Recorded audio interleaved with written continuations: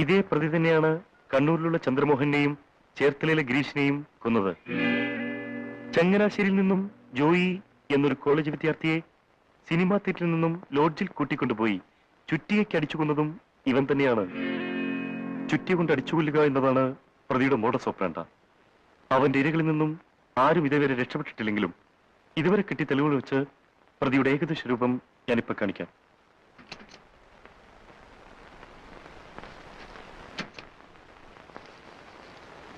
നോക്കൂ.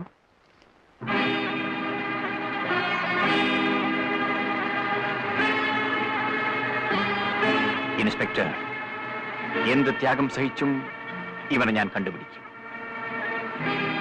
എന്റെ പൊന്നു പെങ്ങളെ കൊന്ന ഈ ദുഷ്ടനെ കണ്ടുപിടിക്കാതെ ഇനി ഞാൻ അടങ്ങില്ല. മിസ്റ്റർ രവിപ്രസാദ്, ഗവൺമെന്റ് തലയ്ക്ക് വില പറഞ്ഞിരിക്കുന്ന ഭീകരനായ കൊലയാളിയാണിവൻ. ഇവനെ പിടികൂടാൻ സഹായിച്ചാൽ അത് ഈ ഡിപ്പാർട്ട്മെന്റിനോടും അതിലുപരി ഈ നാട്ടിലെ ജനങ്ങളോടും നിങ്ങൾ ചെയ്യുന്ന ഏറ്റവും വലിയ ഉപകാരമായിരിക്കും. സാർ, ജീവൻ പണയപ്പെടുത്തിയിട്ടാണെങ്കിലും ആ മനുഷ്യമൃഗത്തെ ഞങ്ങൾ പിടിക്കും, തീർച്ച.